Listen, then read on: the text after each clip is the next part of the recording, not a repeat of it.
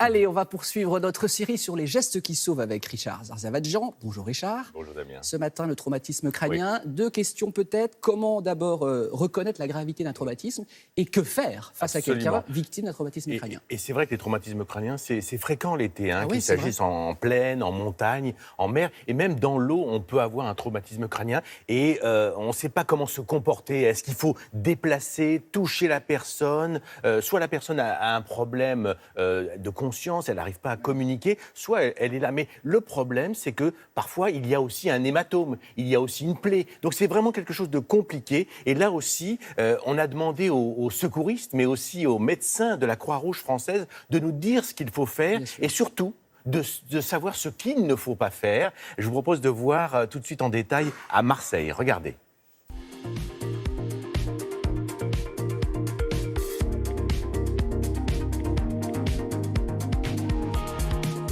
Ce qui fait paniquer dans le traumatisme crânien, c'est qu'on a du mal à juger de l'importance de la blessure et ça peut être très grave, ça peut être mortel. S'il y a perte de connaissance, le plus vite possible, je le ramène à la berge et puis je le pose dans un endroit calme. En attendant que les secours arrivent, moi je lui parle pour essayer de voir si la personne est encore cohérente dans ce qu'elle dit, qu'elle tombe pas non plus dans les pommes. S'il est dans l'eau, je fais des grands gestes parce que on est quand même bien entouré. Sincèrement, je ne vais pas intervenir de moi-même. Je pense que je vais d'office alerter des personnes compétentes pour qu'eux, ils interviennent rapidement. La première réaction, c'est de ne pas toucher la victime et appeler les secours. C'est vraiment le bon réflexe. Le traumatisme crânien peut entraîner des complications à l'intérieur de la boîte crânienne, voire une fracture du crâne. On peut chuter dans les rochers, on peut au cours d'une activité nautique, par exemple, se donner un coup sur la tête, que vous fassiez de la planche à voile ou d'autres engins à moteur, ce qui va entraîner un traumatisme crânien. À ce moment-là, si vous êtes effectivement dans des zones qui sont difficiles d'accès ou dans des zones dangereuses, la première chose qu'il faut faire, c'est de sortir la victime de l'endroit où elle se situe pour l'amener dans un endroit beaucoup plus en sûreté.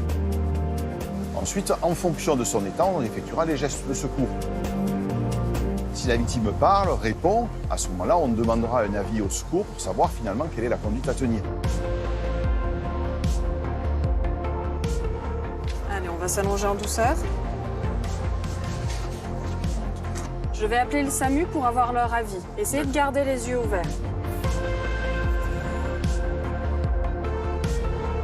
Si la victime ne répond pas, on regardera si elle respire et on la mettra sur le côté pour lui permettre de respirer correctement. Enfin, si la victime ne répond pas du tout et voire ne respire pas, à ce moment-là, on pratiquera une réanimation cardio-pulmonaire.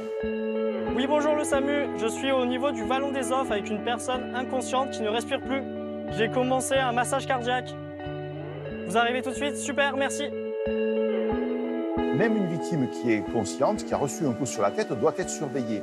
Car des fois, les signes apparaissent secondairement. Ce n'est que plusieurs heures après, le soir, que la victime va se plaindre de céphalées, de douleurs à la tête ou parfois de troubles du comportement qui traduisent finalement une aggravation de ce traumatisme crânien qui, au départ, paraissait bénin. Donc c'est important, Richard, ce que dit ce médecin. Donc surveillance après le traumatisme. Absolument, parce qu'il peut y avoir d'autres symptômes. Et puis, il faut ajouter autre chose, c'est que la tête, le traumatisme crânien, on l'a bien compris, mais parfois, il peut y avoir aussi des lésions au niveau des cervicales. Et donc, on n'est pas loin de la tête. Donc, il faut surveiller à distance, même si la personne va bien, parce qu'il peut y avoir d'autres problèmes. Et puis, si vous voulez en savoir plus, si vous voulez un peu vous mettre au geste qui sauve, sachez que la Croix-Rouge française, pendant tout l'été, dans toutes les régions de France, organise des stages. Et puis, si vous êtes à Paris, à Paris-Plage, il y a aujourd'hui, pendant tout l'été, là aussi, des gestes qui sauvent, des conseils pour les gens qui veulent se mettre à tout ça. Merci beaucoup, Richard.